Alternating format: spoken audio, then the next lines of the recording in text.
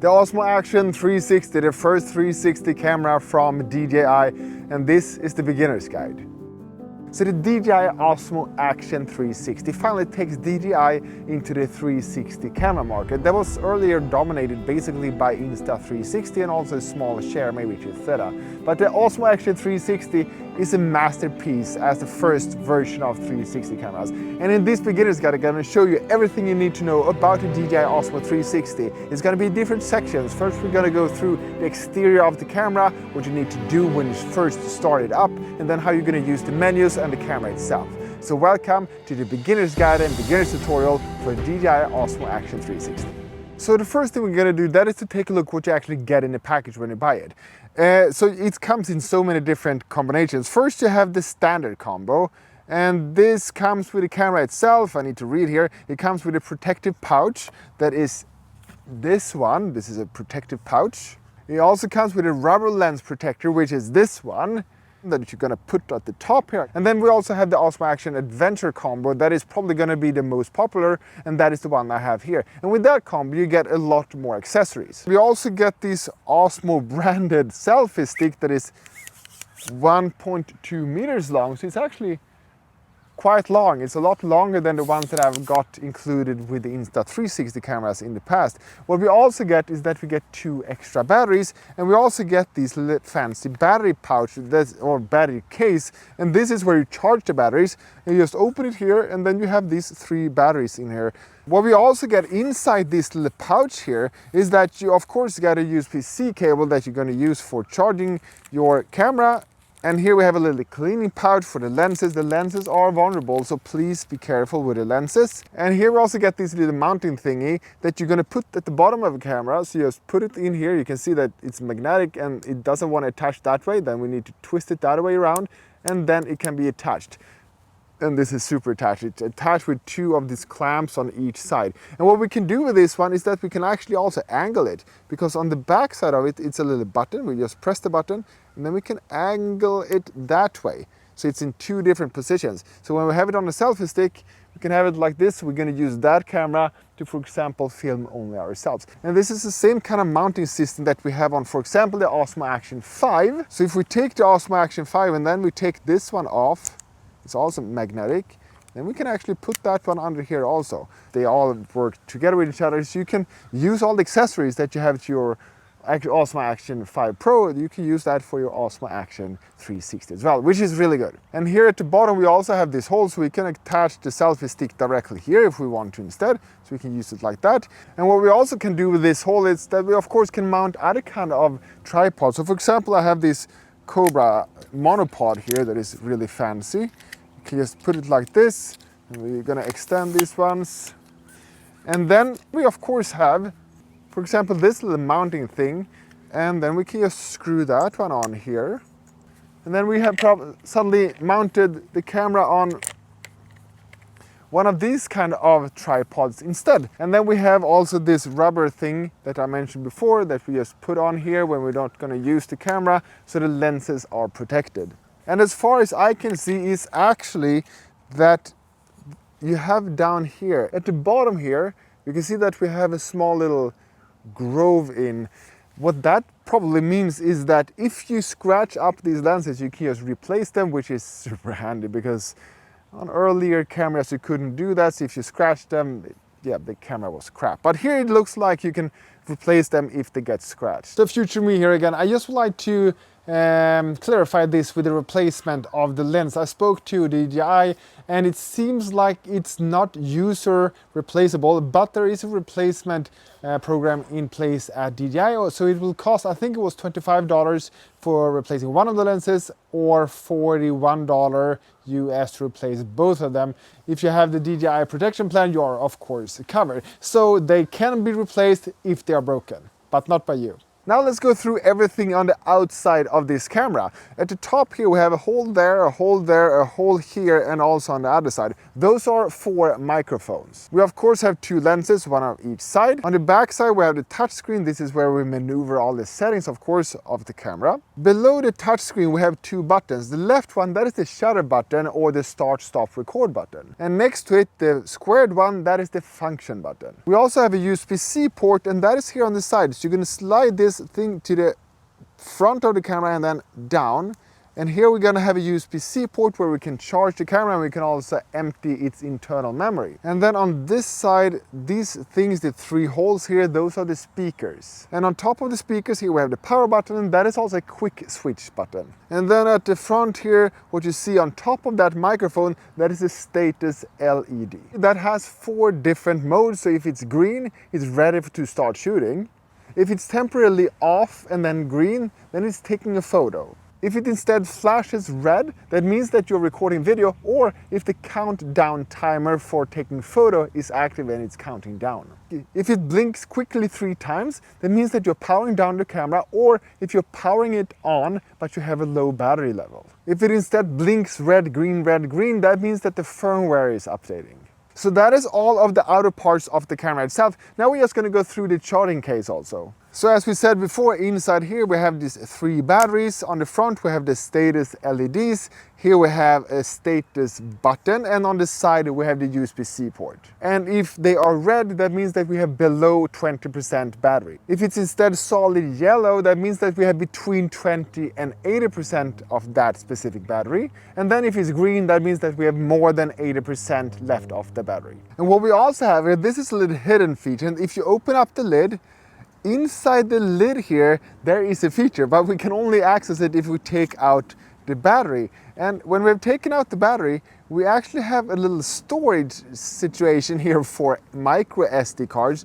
So you put in the micro SD cards here, and then you slide it forward, and now you have stored your micro SD card here in the lid, which is kind of a handy feature. But for me, with kind of big fingers, it's more or less impossible to do it without taking out the battery, but that is fine. And this charging case can also double as a power bank, so you can just plug in your USB-C cord and then plug it into your camera or your smartphone or AirPods or whatever it is, so you can charge them from the juice that you have inside these batteries. And when you plug in the charger here, the sequence of the charging procedure is that it will first charge the battery with most energy, and then it will go on the second most and then the least charged battery. Now it's time to start up the DJI Osmo Action 360 for the very first time. So the first thing we're going to do, that is of course to take one of our batteries. Then we're going to take the camera and we're going to open up this battery port here by pushing in, slide forward and then down. And then we can see that it's going to be put in this way. So we're going to put it in like that. And then we just close it and we slide it up. But let's open this up again,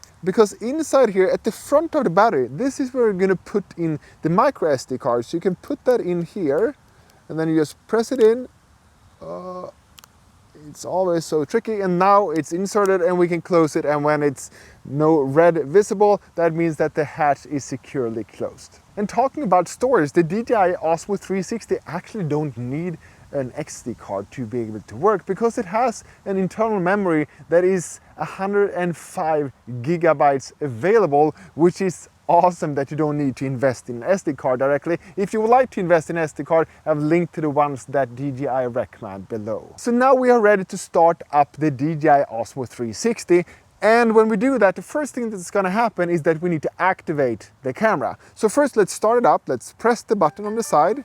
The first thing we're going to do, that is to select language. I go for English. And after that, we get this screen with a QR code. Now it's time to take the DJI Mimo app on your smartphone, and we're going to scan this so we can activate the camera. You can slide down here to skip this, and then you can use the camera up to 5 times without activating. So let's take the phone, let's open up the DJI Mimo app, and now it's actually discovering the DJI Osmo Action 360 directly, so we can just click connect.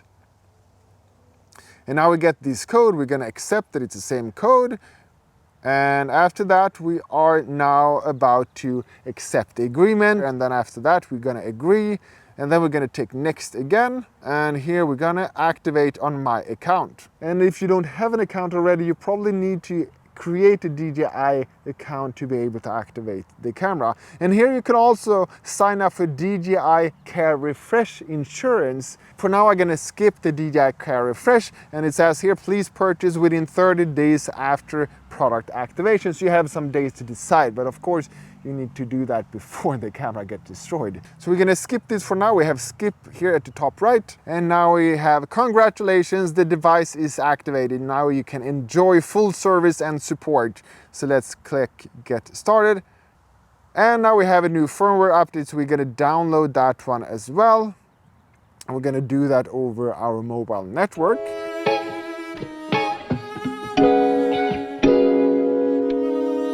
So we are done, and now we get the live feed from the camera also on our smartphone, which is really handy. And look here, even if I twist this around, the footage is stable. It's really, really cool. Now it's time to go through the menus and everything you have inside the camera. Now when the camera is on, now we can try these buttons also. So if we press this one, we can see that now we start recording and we see the count up, not the count down, the count up here at the top left corner, and we see the battery status here, and we've seen what resolution and kind of video we record here. It's 8K, 30 frames per second, and ultra wide is UW. You can also see that here, the mode here, that is the 360 recording, and here we can click to switch so we can see what kind of lens we are previewing here. And we can also pan around here if we want to, then we can go back to center just by tap that button. And then to stop the recording, we press this button again. And if we go into the bottom left here, we first have the format we are gonna capture. So at the top here, we select if it's 360 or single lens. Let's do 360, and it starts with panoramic video. That is when we're using both lenses, so we can capture 360 video. If we instead tap panoramic photo, and we're gonna go back, if we instead press that button now we're taking a 360 photo instead. Let's switch back, and here we can go to the right. This is super night. This is when the camera is adapted for night environments. And here, next one, this is selfie mode. This is when you have it on a stick and you're gonna record like this. Then it's gonna record everything that is this way of the camera instead. As we can see now it's not recording anything below us, but if we twist it this way, now we're going to record ourselves. So the next thing, this is vortex. If we go into vortex, using with Osmo vortex rotation handle is required. So this is when you're going to swing the camera around like this. And then next thing is that we're going to have a time lapse. If we now start recording,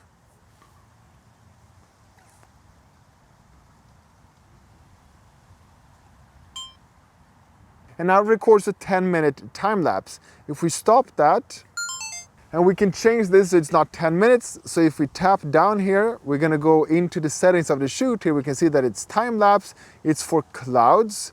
Here's if it's for sunsets and custom. If we swipe up, we can set everything here manually. So we would like to have the intervals between each shoot. We can have how long the video is gonna be for, if it's gonna be infinite, all until the storage run out, or however long you would like to have it. So all those settings are here, but clouds is of course beautiful to capture. So here you have a preset for that, and that's gonna be for 10 minutes. So let's take single lens instead. Here you can take a photo.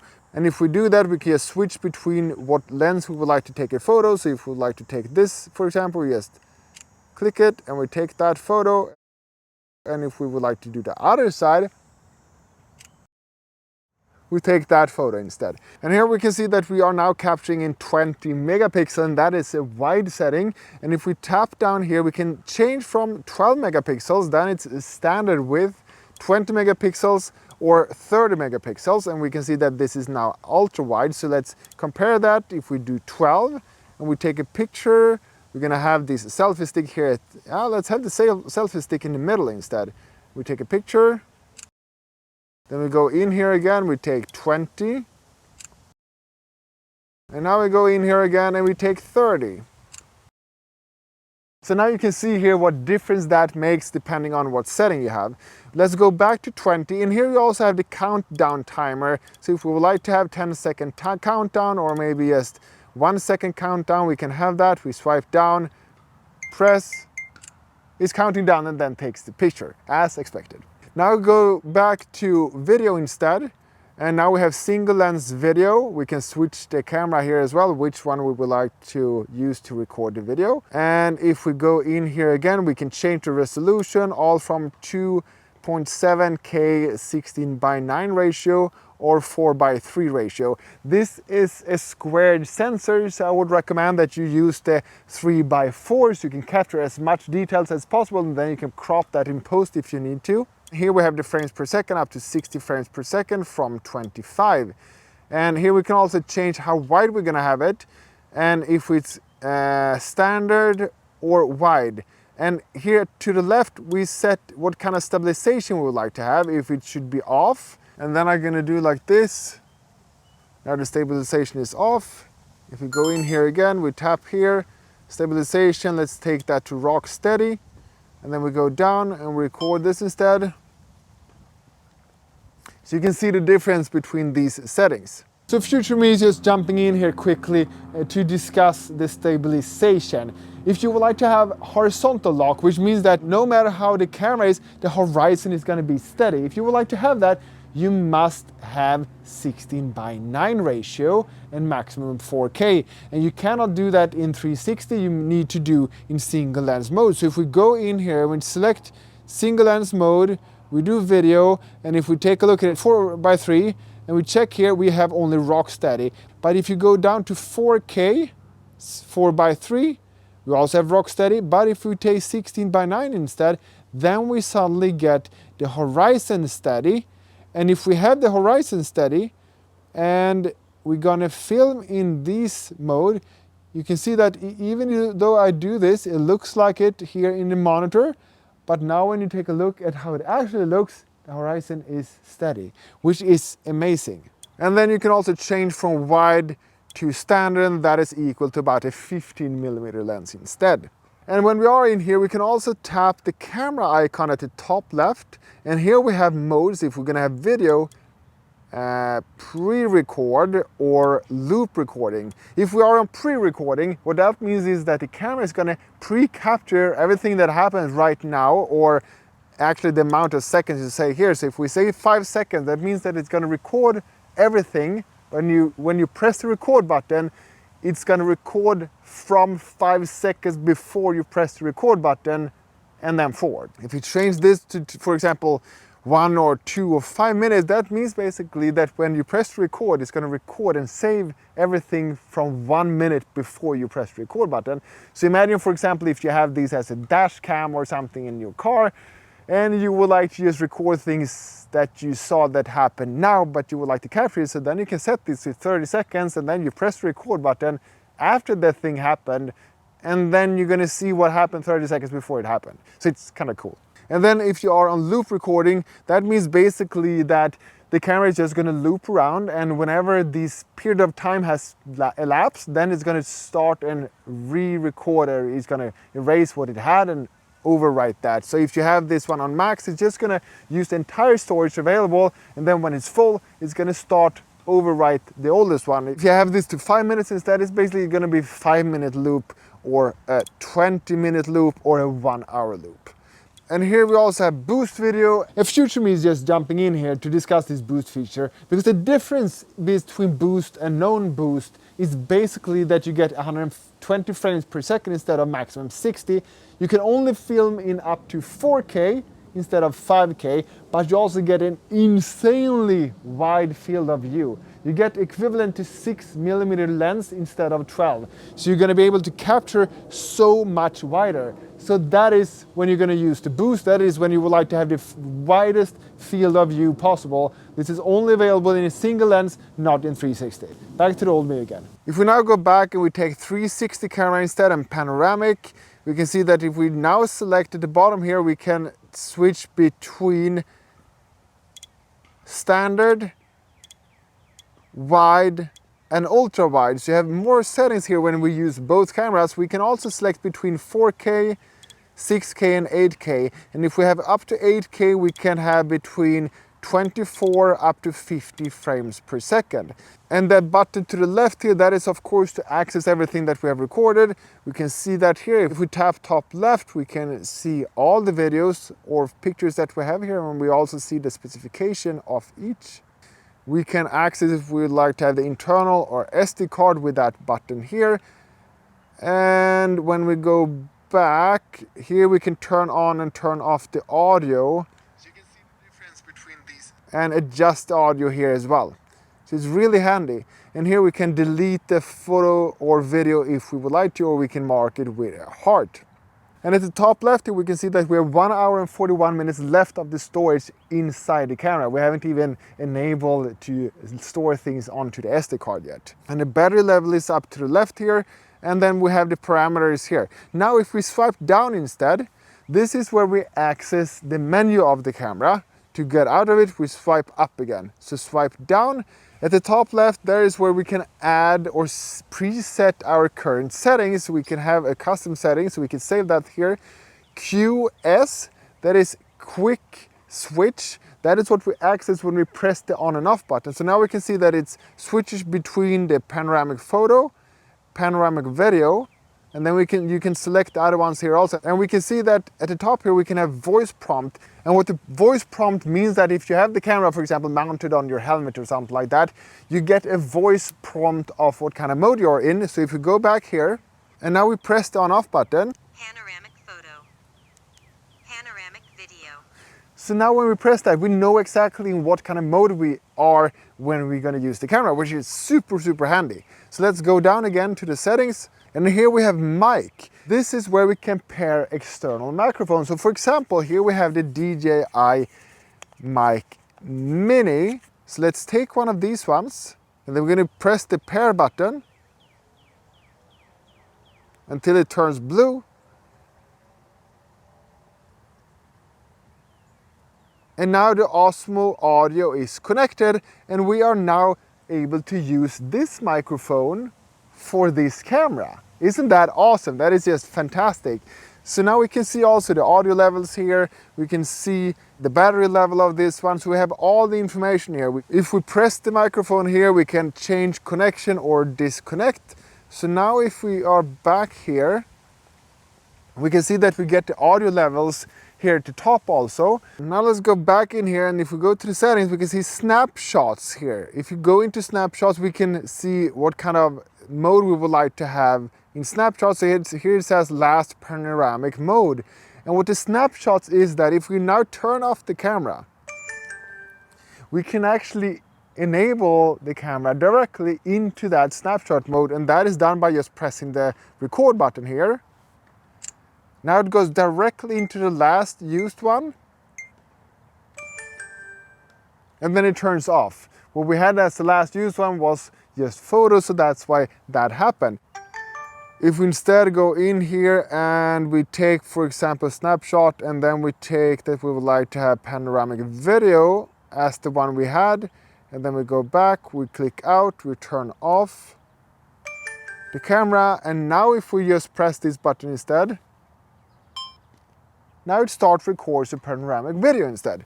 So that is a very good setting to have, so you don't need to go in directly, and now it's going to automatically turn off also when you are done with that snapshot. We also have here screen off when recording. This means that when you are recording, after a certain amount of time, the screen itself is going to be turned off, and you can change that here also. Let's go in here. We can see that it's going to turn off after 3 seconds, all the way up to never. So it depends your own preference if you want the screen to be turned off or not. And let's set this to 3 seconds. Let's go back. And now if we start recording, and it goes up to 3 seconds, the screen is turned off, and this is the only thing we see. Instead, on the front here, we're of course going to see that it's recording because this one is flashing. To enable the screen again, we can just tap it like that, and now we see it again, and now it's going to take another 3 seconds, and then it's going to turn off. Here we have auto power off. That is self-explanatory. That's when the camera turns off itself if it's inactive. Always on display, we have the LED, if that should be on or off, the one at the front. I would like to have that off. We have the bit rate. We can change that from standard to high. Future me here again. This thing with the bitrate, standard or high, that is much more complicated than you first think. So I spoke to DJI about this, and as an example, for example, if you do a panoramic video that goes in full resolution 8K and you film in, for example, 30 frames per second, if you have it in standard, you get 140 megabit per second, and if you have it in high, you get 170 megabit per second. But I'm going to show this complete list here right now so you can see what it actually looks like, because it's actually super complicated. Back to the old me again. And we can see that endurance mode only supports standard bitrate. I would like to have high because when I film, I would like to get the highest quality possible. Here we have the USB mode. You can't change anything here. It's more information about what's going on.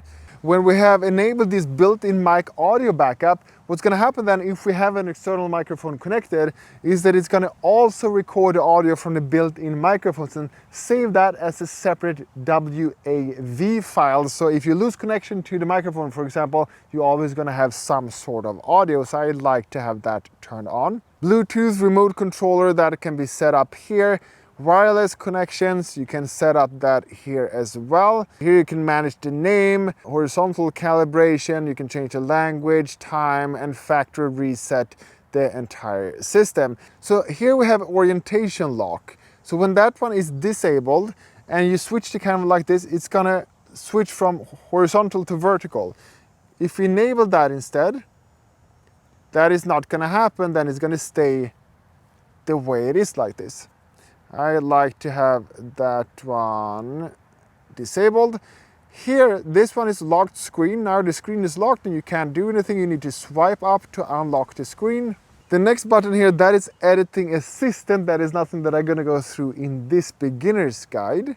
And the next thing here, this is gesture control. So if we enable that, we can actually control the camera via gestures. So here we can also set what's gonna happen when we wave to the camera. So if we scroll down, here we can have, for example, stop recording. So now when we have that enabled, we have like this, and I'm gonna hold up my hand. Now it starts recording. And now it stopped recording, which is a super handy feature as well. So the next thing we have, that is to the next page. You can swipe between these two pages. At the top here, this is if you have a separate lens protector on, then you can enable that here so it adapts the field of view and how it records the video depending on the lens protection you have. The next one here, that is voice control. You can voice control the camera. So if you go in here, you turn that on. First set the language, and below that here you can have what kind of things it supports. So for example, start recording. So if we go back here and we go back and we say start recording, and then we say stop recording, then it stops recording. So that is what the voice activation does. The next thing we have, this is timer shooting. When enabled, video recording will start in preset mode and at a scheduled time. So if we enable this, here we can set, for example, we will have to have panoramic video. It's gonna be starting at, now it's 9:29, so let's set it to 9:30 today, duration 1 minute, repeat once. And if we now go back, we set OK, go back. You can see that up here it says 9:30, something is gonna happen. So now if we just leave it a couple of minutes, and now you can see that it's actually counting down. And now it's gonna record, and it's gonna record for that 1 minute that we set in the settings. We can manually turn that off if we would like to. The next thing we have up here, this is if we would like to have any grids, no grids, grids, diagonal, diagonal, and grid. So if we have enabled that, we can see that we get these supportive lines here on the screen, which can be useful in some situations. For example, I use those lines all the time when I do real estate, for example. And here we also have the support for connecting wireless earbuds. So if you have wireless earbuds that are supported, you can connect them, and then it's going to be able to use the microphone from those earbuds to record audio. So that is really cool. Here we can set the screen brightness. We just swipe up and down.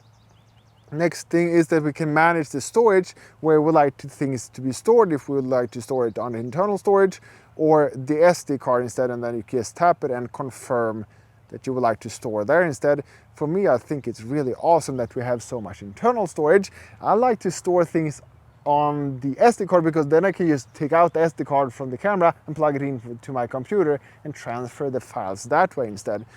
And here you can also manage the storage. If we tap storage here, we can format the SD card or format the internal storage. Let's go back, and here we have the audio level also, if the sounds are going to be high, medium, low, or completely mute. I would like to have it too low so then I can hear something, but it's not really taking over the scene. So these are all the settings. And here if we tap these to the right side here, we have the settings for anti-motion blur, endurance mode, and also image adjustment. If we tap the Pro app here, we access the manual settings for the camera, for example, exposure, white balance. So you can see the difference between these, the D-Log M 10-bit. It's actually recording in 10-bit, this camera, which is pretty awesome instead of 8-bit. And when we change this to D-Log M 10-bit, we can actually enable the color recovery here on the side.